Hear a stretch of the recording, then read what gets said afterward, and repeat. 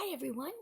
Today I'm reading Those Darn Squirrels Fly South by Adam Rubin and Daniel Salmieri. Let's see what happens.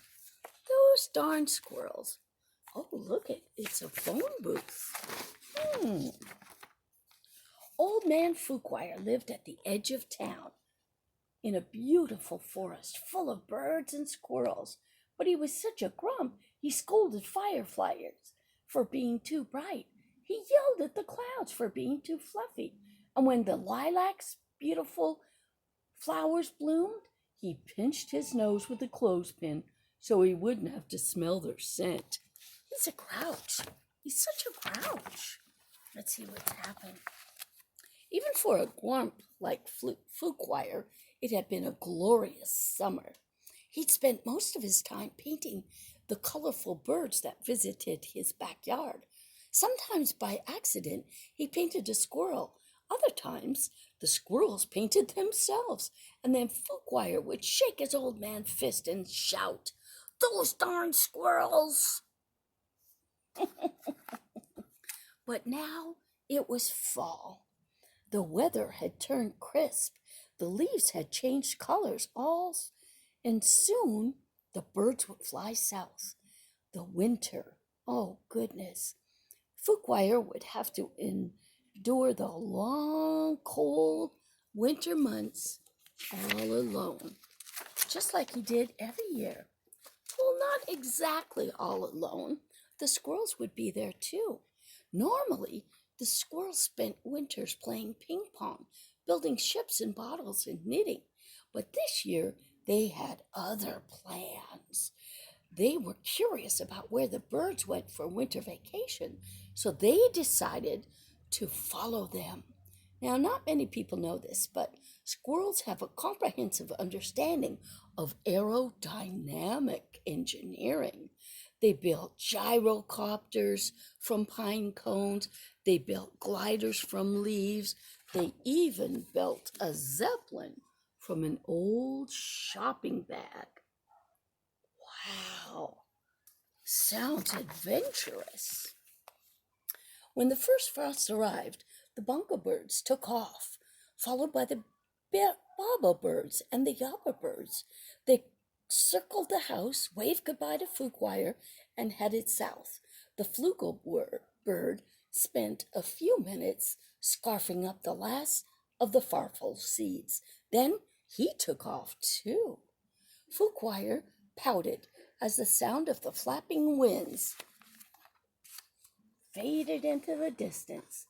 He turned to go inside, and he heard a rustling in the trees, a rustling followed by a whir followed by a buzz. Let's see what happened.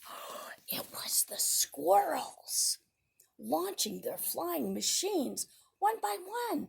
Some of the aircraft flew all the way up and away, and eventually some of them flew more straight than others, but they went up into the cool blue autumn air. Old Man could hardly believe his eyes. "Great googly moogly," he said. "It's a whole flock of flying squirrels." Exciting. The squirrels followed the flugelbird for days. They flew through the night. They flew through the rain. They even flew through the turbulence. That's when the air gets really wild. Finally, just when the squirrels thought they couldn't fly any longer, the flugelbird swooped down and landed gracefully on a beach. The squirrels landed with a crunch. Oh, goodness. Oh, my. Oh, look at the squirrels are having a great time. Look at them. Oh, goodness. The beach was so warm and beautiful, and the squirrels were so happy to be done flying, they decided to have a fiesta. They went swimming and ate mangoes with salt and lime. They played the marimba and danced the merengue. The party lasted all night long. Wow, so exciting. Over the next few weeks, the squirrels made themselves right at home. There were many new plants to snack on. There were also many new birds to see.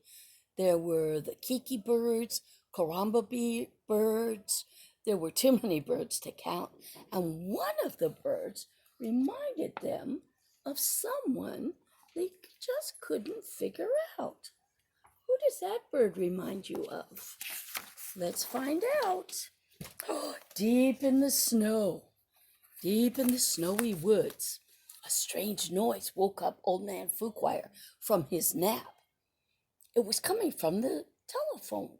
He was getting a call when he picked up the receiver, and the operator asked would he accept the charges for a long-distance call from the village of Santa Vaca.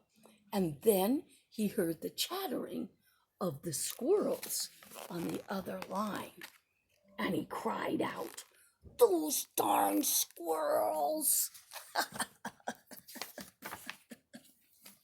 The old man missed the birds, and even though he would never admit it, he missed the squirrels too, so he decided to join them. Fuquire had a car that he had kept under the tarp in a shed by the stream. He bought it way back in 1957, and it had only been driven one time. Wow.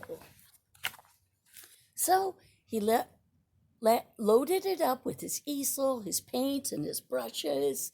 He fixed himself a snack of cottage cheese with pepper. He hit the road, and then he drove 12 miles an hour all the way to Santa Vaca. The nice people behind him had plenty of time to admire his car. How do they feel?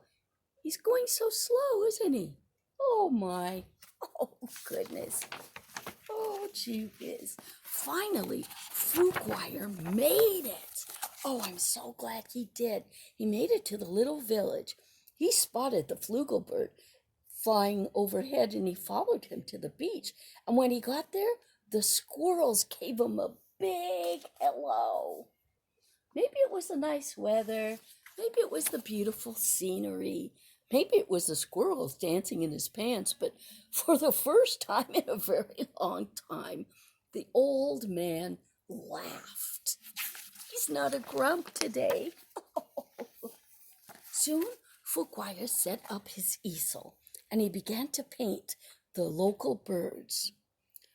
"Da-ba-do-do," sang the cocoa bird.